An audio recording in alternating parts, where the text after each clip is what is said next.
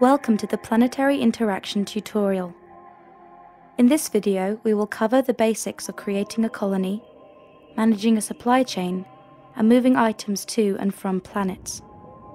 Before you begin colonizing a planet, you need to have a command center in your ship's cargo hold. Command centers can be purchased from the market in most regions. You will also need some ISK to pay for construction and planetary customs tax. First, you must train the remote sensing skill in order to scan for a suitable location on a planet. This skill can be purchased from the market in most regions. It is also available as a mission reward during the tutorial process. Now that we have a basic temperate command center in our cargo hold, we need to find a suitable temperate planet to colonize. Note that command centers are specific to different planetary environments and can only be installed on the corresponding planet type. Before you deploy your command center, it is important to place it in an area close to or in between the planetary resources that you wish to extract. To scan for resources, select the scan function and then the type of resource you wish to scan for. A heat map will be displayed over the planet, highlighting areas where resources are available. Warmer colors will highlight areas of high concentration, and cooler colors will highlight areas of low concentration. You can adjust the scanning sliders to highlight only areas of low or high resource deposits. When you have decided on a suitable area based on your scan results, select the Build menu and then your command center. Place the icon over the planet and left-click to deploy. When you are satisfied with your placement, press the Submit button to finalize the construction on the planet. You can see from the command center that it is generating power grid and CPU. This is important, as every structure and link relies on these resources in order to function.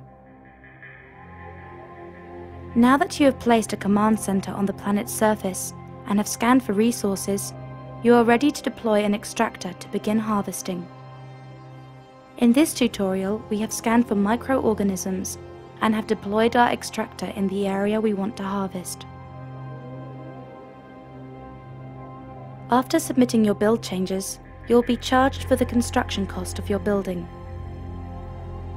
You can then highlight the extractor and begin surveying for deposits. When the survey has completed, you will be able to select from a range of deposits. In this case, we have selected a deposit with a high yield per cycle but a short depletion time, in order to quickly gather resources for our production chain. Once active, you will be able to see the extractor cycle time progress as it harvests resources, as well as the time until the deposit has been depleted. Be aware that the more players harvesting resources in the same location, the greater the rate of depletion for planetary resources. Now that you are extracting resources, it's time to learn how to manufacture raw materials into valuable commodities.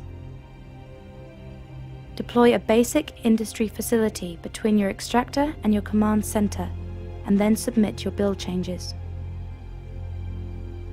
When you highlight your factory, you are now able to select a schematic for production.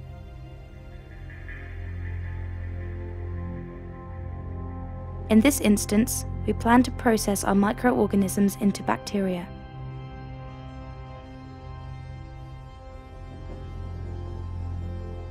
Before we can begin production, we need to link our bacteria factory to a microorganisms extractor.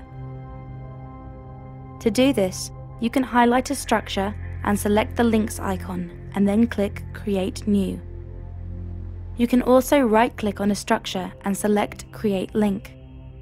Drag the link to the structure you want to be linked and then submit your changes.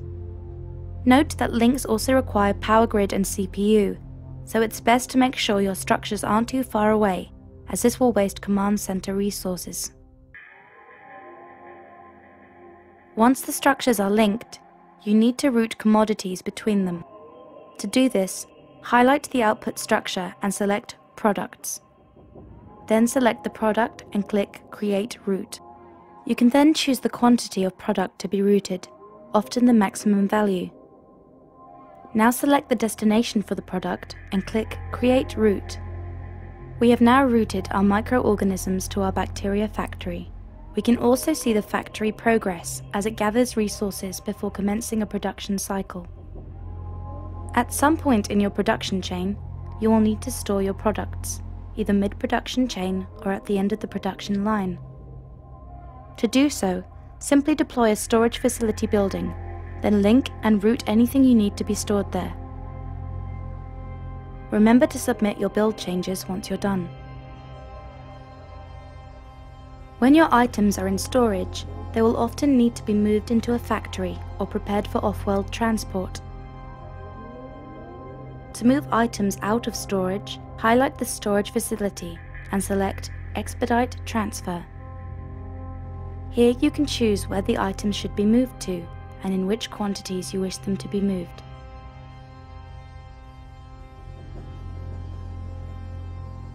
Once you have created your items and have sent them to your command center, it's time to launch them into space. To do this, highlight the command center and select Launch. Add the goods you wish to export into the payload, noting that the larger the payload, the more ISK is required to perform the launch.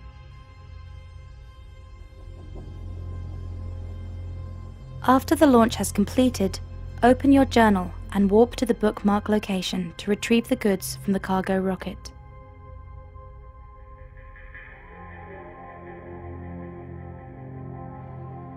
Launching cargo into space is a one-way transport method.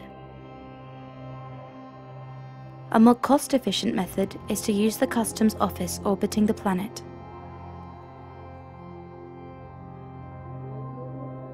To use the customs facility, you must first build a launch pad in order to both send and receive transports. You can also monitor your planet colonies remotely, using the Science and Industry tab after you have trained the appropriate skills. Thank you for watching this tutorial on planetary interaction.